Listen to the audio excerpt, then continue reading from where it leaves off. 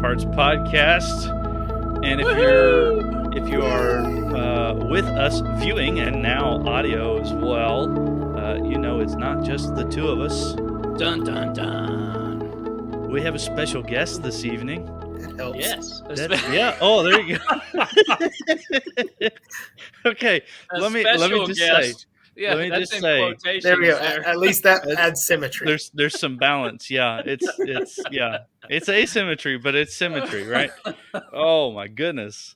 We have with us this evening a very dear friend of ours, Jon Mercer, who is my goodness, he's been in theater for I don't know how long, 20-ish years. I mean, basically through high school and then in 25. Don't 20, make him 25 count. years. That's right. He has to take his shoes off in order to count that high.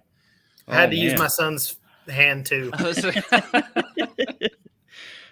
So all through high school, all through college, and then even in the professional realm and world, and you still, even though you're not doing that full time, you're still involved in theater on a semi-regular basis in the Oklahoma City area.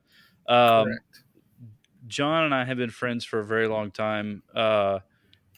Funny story, the way that we all came together actually, and I'll let Dad and Jon kind of dabble in that one a little bit because it's really funny, the whole perspective. But we wanted to talk specifically this evening, and as I mentioned, if you're viewing this episode, which it would be fun just to go to YouTube to see just this episode, we made Jon sit off-centered on purpose. And I really tried, guys.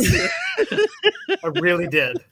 You can fix it, Jon. It's okay. You I can did. straighten it up. Yeah. Okay. All right. Oh, you're not straight yet. So I still have some lines that are off. That's okay. Yeah. I think this is doable. Yeah. We wanted to talk about set design and lighting and those types of things as they relate to the worship setting, the worship space, and everything from what a little bit of light can do to change an atmosphere, all the way up to the point of being able to add elements. I know at y'all's church, Dad and Jon attend church together. Yeah, light, just like that. It's just terrible. I know Dad and Jon, you have some set elements. Trying to stay on track here, and anyway. Am I making my point? Oh my! It's going to be a fun episode. I promise you. I'm sorry, Matthew. Go ahead. This will be a lot of fun. The fun and banter throughout the episode. But without further ado, Jon, welcome. Thank you. The episode to the Worship Parts podcast. Wouldn't cheer just yet. Y'all hadn't heard the talk. First off, thanks for joining us, and for putting up with us for the next half hour or so. Let me just start this off by asking you.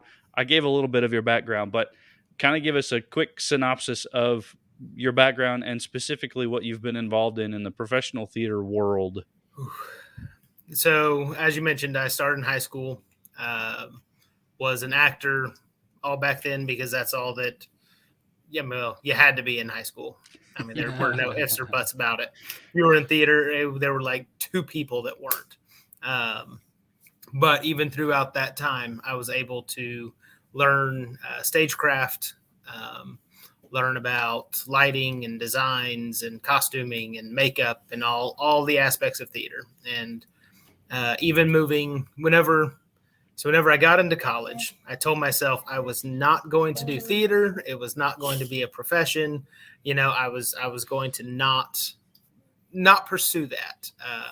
I was going to go into, a legitimate, a quality career. And that lasted all of 3 months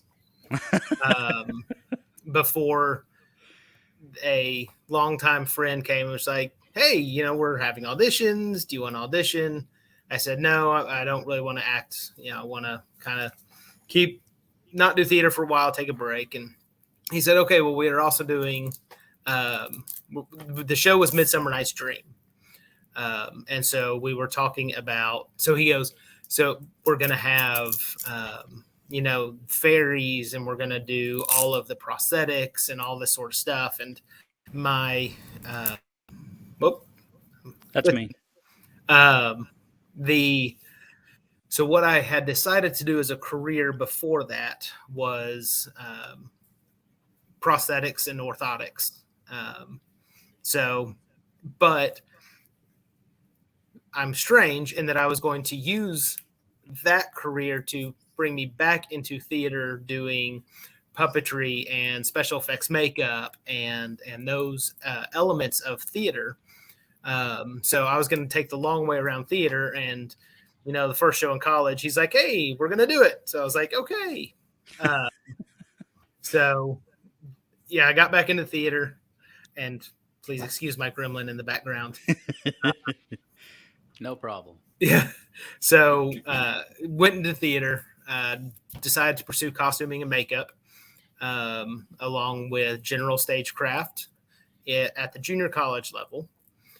And then whenever I went into senior college, I decided to pursue general theatrical design and technology, getting a background in lighting, getting a background in stage design, as well as costume and makeup, continuing those studies.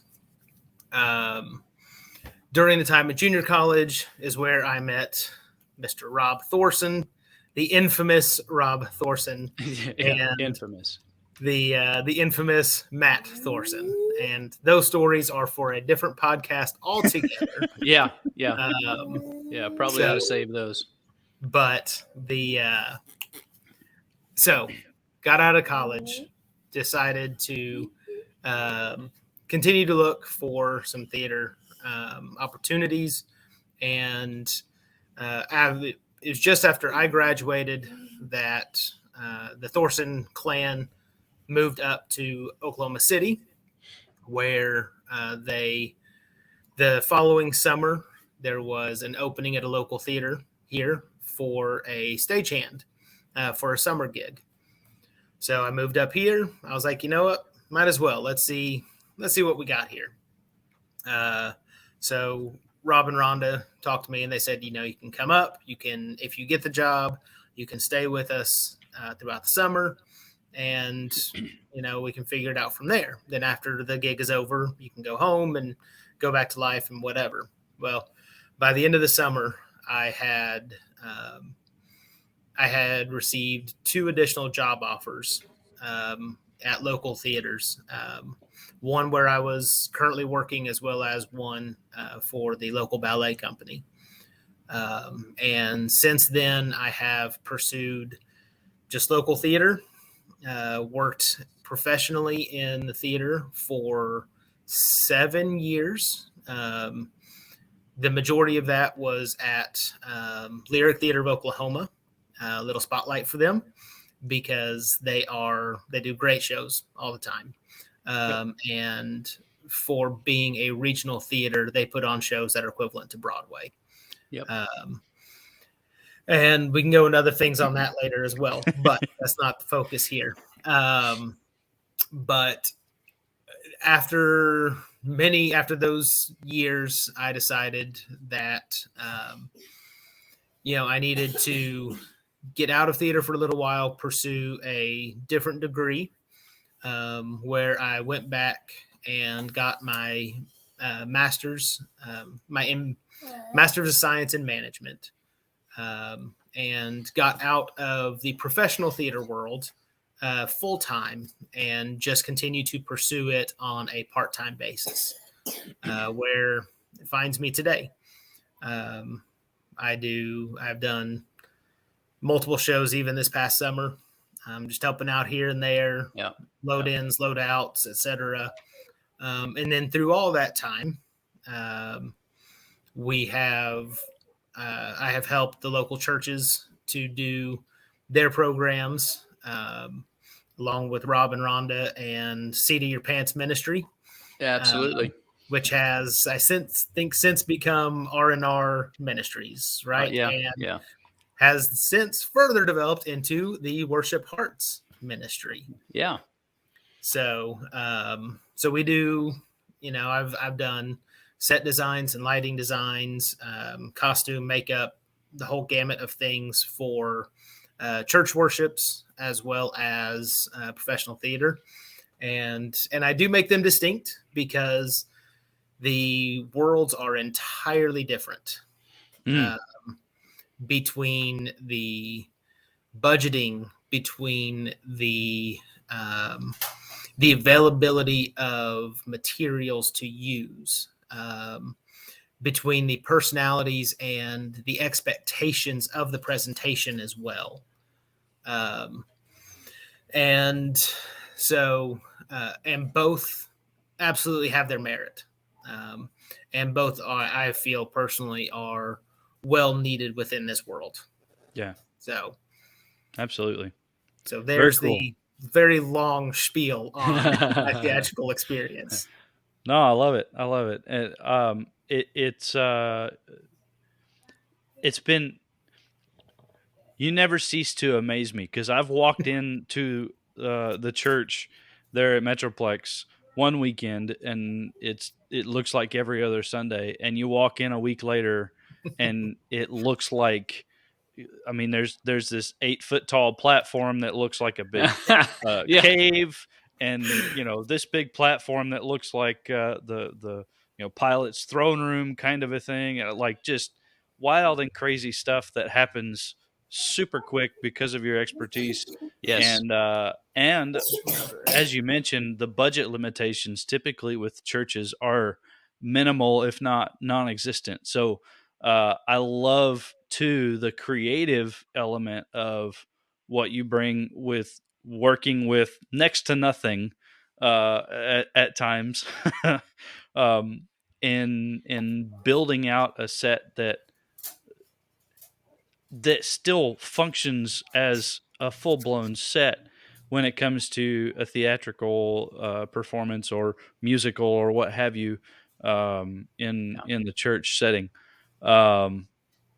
It's really, really impressive to me to see all those things come together. Yeah, and also the capability that you have brought to the theater world within the church, as far as being able to teach others how to do better what they already knew and what they were already doing, i.e., myself. Because I can build stuff, but to build it effectively, efficiently, and cost effectively, right, is a big difference. From what I used to do and the way I do it now, because of the expertise that you brought and the teaching elements, and just Matthew, before we go on, can you? I know it's bothering John because it's bothering me. Can you turn around and close your curtains there behind you? It's just one little off there in the, yeah, you almost. Oh, thank you. I wasn't going to say it. I was really biting my tongue. But so is seeing this little door here behind me. Is this better? We'll do the rest of the podcast. That's okay. I might. Will this help? Yeah. Let me zoom in here on mine. Yeah, there you go. There you go. So, but and even that, and I know we tease John a lot about his particularity. Yeah, that's it. That his specificity, but we know that those things are serious, and we joke about it. We have fun with it. But those things, the simplicity of it is and oh my goodness, a quarter of an inch at one side or at one end of a table can turn out to be 4 inches at the other side of a table. Correct. Or if you're not taken this serious enough to keep Right. things in line and keep those lines closed up. So how do you equate that then into, because and you know me well enough that my number one rule is Eliminate eliminate distractions. distractions. Yeah. So Mhm. so what do you do with that when it comes to set design and a back setting, or a cyclorama, a cyc, for a backdrop for a church worship setting? Well, you really have to look at it in a couple of ways, um, because if the because distractions can be both a positive and a negative thing.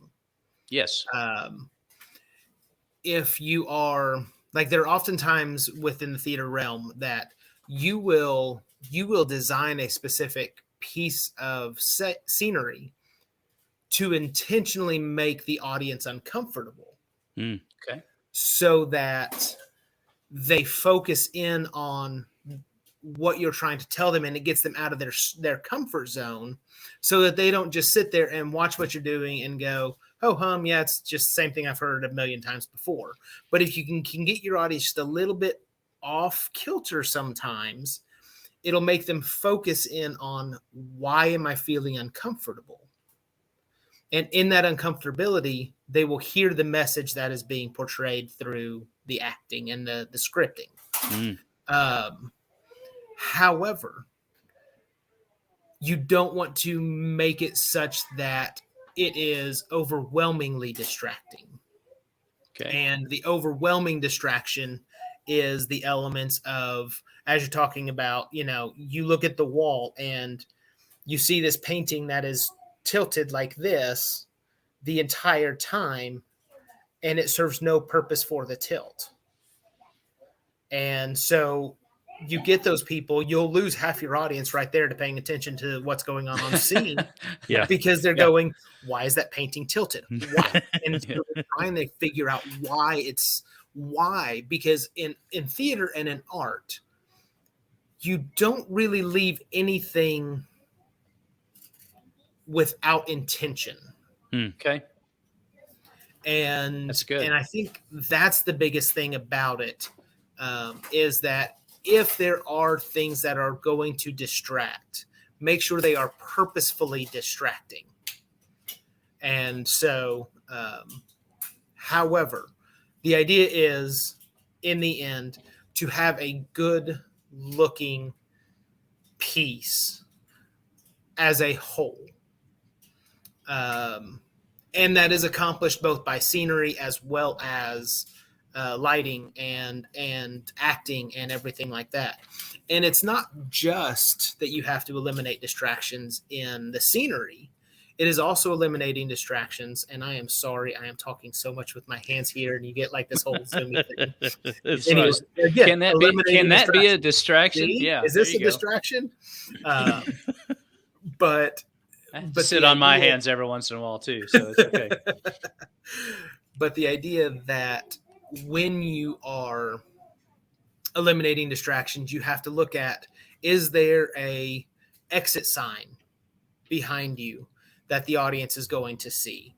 Is there a random light bleed from backstage that you need to put up a masking for? Is there a way that an actor is portraying a character? And this is from a directorial standpoint. Is there a way that an actor is portraying a character that is going to cause a distraction that doesn't make sense for that character? So the idea of eliminating distractions is a holistic look whenever you approach theater. Mm. And the fun part about church theater is eliminating those distractions without just throwing money at it. Yeah. Yes. Because the average church production does not have the budgets of a local theater company. It does not have the budgets of, usually I think our average budget is maybe $500 to spend on everything. Yeah. And so So the idea when you begin to approach designs is what is going to be the most effective thing to do. And then once you get your priority list of effectivity, then you approach it as, okay, now that I know that the scenery or the props are going to really need to be, spot on in this scene, but maybe not in this scene. Maybe we can compromise there. Or the, you know, the costuming, we're not going to really have much of a costume budget. We don't have anybody to make some costumes. So what can we do? Okay, let's do put everyone in blacks so that all you see is the scenery around them and the actors. And so when you go to eliminate distractions, those are the priority lists that you need to approach. Okay. Very cool. One of the things, John, that I've learned from you is, and I wanted to talk specifically about this because typically in a budget-minded scenario like a church, a little bit can make a huge difference. And one of the ways that can be most effective is with lights and lighting. Yes, If you are working to create an atmosphere, even in the theater realm as well, or with a production of some sort, sometimes a scene has more impact if it's a spotlight on somebody's face instead absolutely. of a full-blown set with this constructed and 17 people on the platform moving around. When you can hone in on that one specific, now I'm talking with my hands, uh You're welcome. when you can hone in on a specific point, with light, or when you want to change the atmosphere or the attitude of the platform, lowering the house lights, but also bringing up the lighting on the platform for not to be the focal point necessarily, but to eliminate distractions.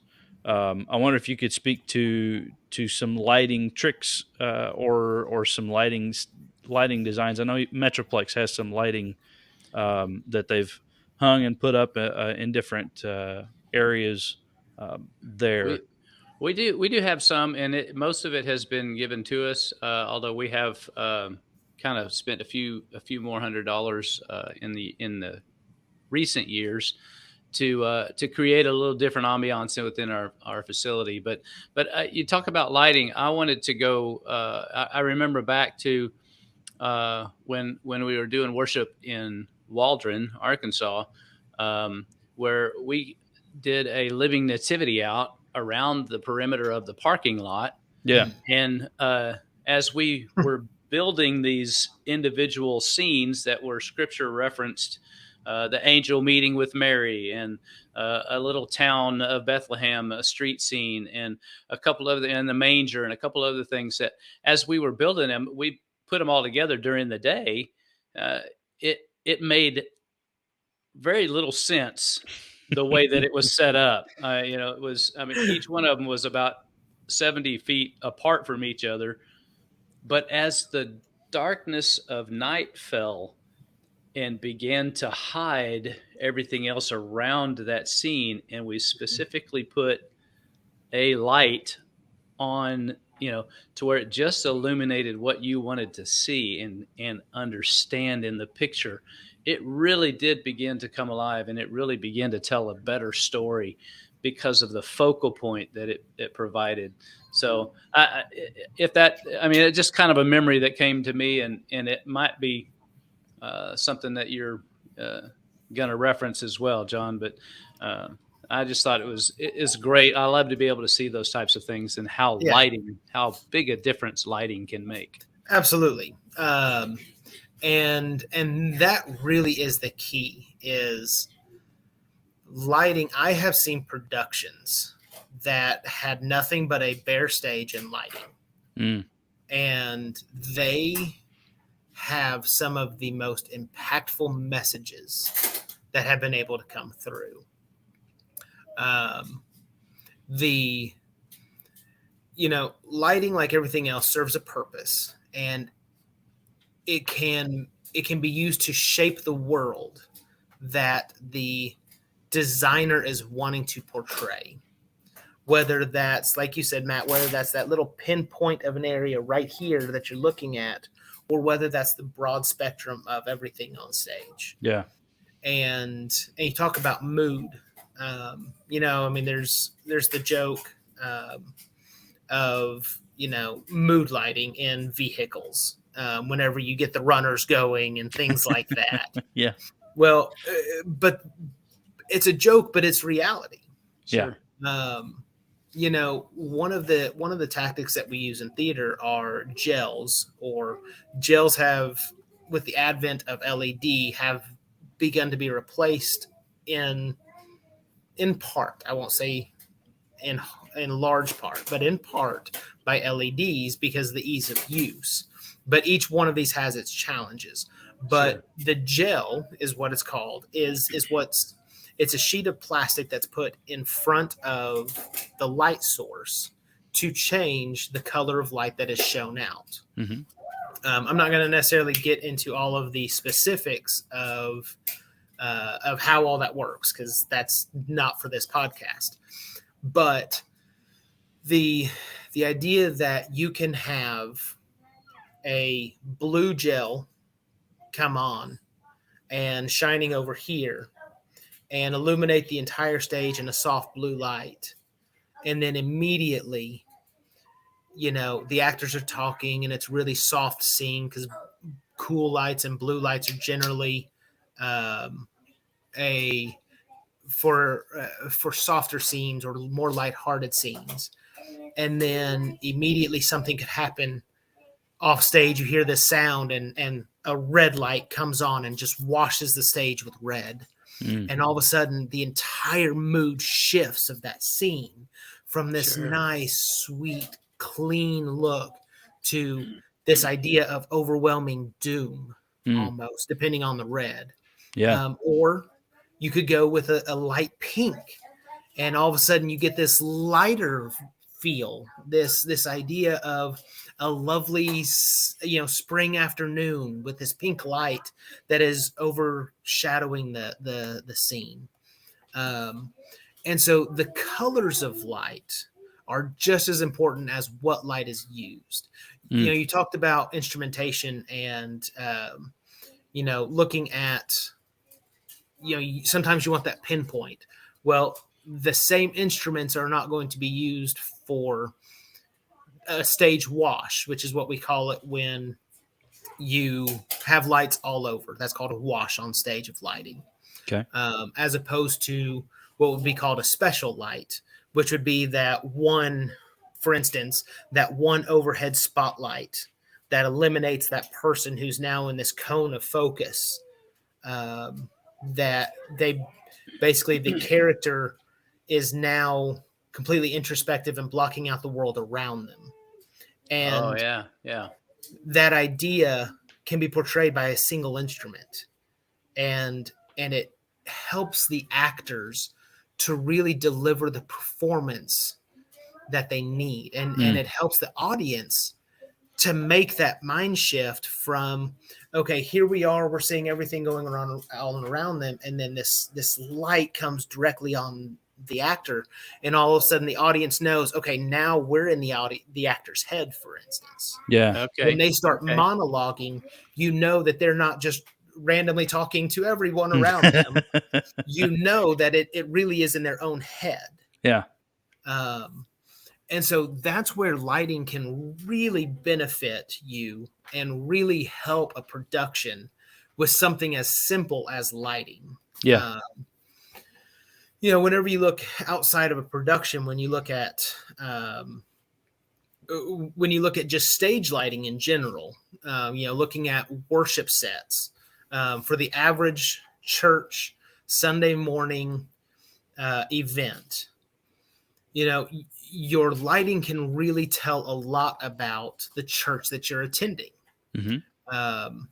And this is one of those age-old debates, or is becoming one of those age-old debates. Right. Hey, we don't do anything that's controversial on this show, John. I know, which is why I'm going to go ahead and bring it up, because y'all we need may to have add to the censor this controversy in part. here. But you be ready to mute him, Matthew. Oh, so my wife and I are in entirely different schools of thought when it comes to church lighting. Right. My wife loves for the house lighting to be really dim, if not off, so that the entire focus is up on what's going on up on stage. Yeah. For her, that helps bring her into a form of personal, intimate worship with God. Yeah. Whereas for me, I get more blessed by communal worship. Mm-hmm. And so for me, I like the house lights. I don't necessarily like them, full on, bright everywhere. But I like to know there are people around me who are experiencing this with me, and we're having that corporate worship time together. And those two schools of thought are done just by the lighting, the level of lighting in your building. Right. I was joking with Matt earlier whenever we were talking about, having to go into talking about lighting and things like that. And I said, yeah, it really depends on what your rock show wants to look like from the stage. And I say it tongue in cheek, but that really is what a lot of modern churches are looking at when they are developing their new sanctuaries. Yeah. Right. Do I go with the movers that will be constantly changing around me? Do I go with the things that'll swirl and blind the audience as they sweep in front of them? And, am I going to have haze going to see all of these lighting elements? Am I not going to have haze? Am I going to have a more traditional style sanctuary that doesn't have all of those things that can cause distractions? Yeah. And I say can because to some people it helps draw their focus in. Yeah. For me personally, when I go to a modern mega church type scenario, I get distracted by the tech. Yeah. Being a theater person, I look at their lighting instruments. I get distracted by, what gobos are they using? What mover is that? Did that mover get a little bit off kilter as this one, so that as they're coming in, supposed to be in sync, this one gets a little faster and you end up with that effect? Yeah. Was that intentional? Was that not intentional? Right. My brain just starts racing through all of these things of how they're doing it, as opposed to drawing me into a state of worship with God. Right. Yeah. Yeah. And that's also partly why I like the static lighting effects. Now, don't get me wrong. I love some good up lighting on stage. Mm-hmm. I love when you get some good specials going on, or use it as song transitions, have the lighting static. And whenever you go from, this hoorah, yeah, go God song, but then you transition into more of an introspective song, having a lighting change at that time can help bring your audience out of this big mega hype mode into a quiet, introspective, hey, this is time for me to focus in on my relationship. Yeah.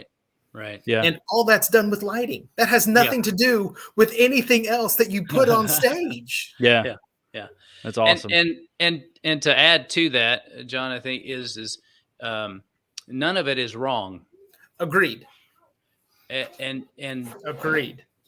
But it's one of those things where you as a church and you as a body, where you are, I was talking to our pastor tonight after Bible study, and it's like you because we're doing a workshop next weekend, and and you have to understand that you have to do you.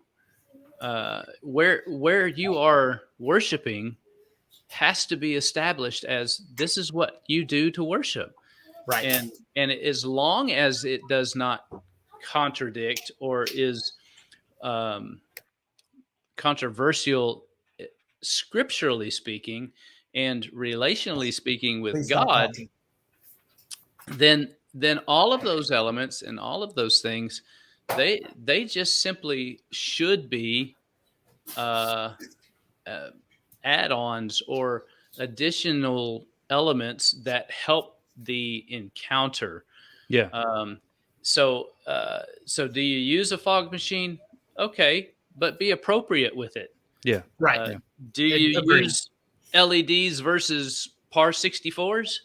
Okay, be appropriate with it. Mhm. And Yeah, so and I figure mean, out what you can do to do you in your church setting and what you can afford to do in right. that process, Well, and for and just instance, make it work. to bring up our church, we have slowly invested in our lighting. We started with a generic couple of LEDs that were bought at a local music store. Uh, Not sponsored, so not going to mention it. And but then we also bought a lighting board and a lighting package from Yep. I believe it was a church that was getting rid of theirs. Rob, correct me Yeah. if I'm wrong. Yeah. That had some park hands in it, and they were traditional incandescent lighting. And they had a couple of ellipsoidals, which, short of the long, a park hand is a generic beam of light. It's bright. It's what most people know as, for instance, floodlighting outside of a house. Yeah. Those are what go into park hands. Yeah. Lots of different types, lots of different kinds. When you go to look at that for your personal church, you can work with your designer on exactly which one of those you want. Right. There's also an instrument that I referred to a minute ago called an ellipsoidal that has the ability to put in gobos, which are shapes. They are ways that cause shadow and different amounts and different shapes of lighting to portray onto stage. And it's more of a spotlight. You'll need different different distances from your stage to your instrument, depending on the instrumentation that you use to get the effect that you want. We bought a couple for our church, but we could never get enough distance for it to really be effective. We've used it here and there as a traditional spotlight, but for spaces. we've never been able to use that instrument to the full extent of it. Right. Movers, who doesn't want a mover in their church? For those who don't know, and I'm using lingo that's not traditional for everybody. A mover is the lights that you see that start here and move here, all on their own. No one's up there adjusting them by themselves. Yeah. And here, my hands are upright. Then my hands move to angles. Yes. Different ways. Sorry, not everyone's watching. Is that no? It's fine. If you want the full extent of this episode, YouTube you gotta probably watch the it. place you Yeah, want you to gotta watch be. Is good plug for the YouTube, right? Are those the same though as now I lost it. Smart lighting. Are those the same as smart lighting? Smart lighting and movers are generally changed, synonymous, interchangeable. They're cinnamon. That's what they are. Smart lighting is a little bit more smart, complex. You can usually change the colors more. A traditional smart light will also include maybe some patterns that can be shown. Some patterns. Whereas a base mover is just a basic light. So that's one of those that as you work with your facilities designer at your local church, you can figure out, what's your long-term goal? Right. Is your goal to have that and to have that, and I'm going to use this term again, that rock show feel for your place? And if it is, then go ahead and start that investment process. Right. But like Rob said, it doesn't have to all be purchased at once. Yeah. you can slowly build up to these things. This fiscal year, we're going to purchase two lights, and we're going to invest in top quality lights, so that this year, when we do get the rest of it, they're not going to be outdated.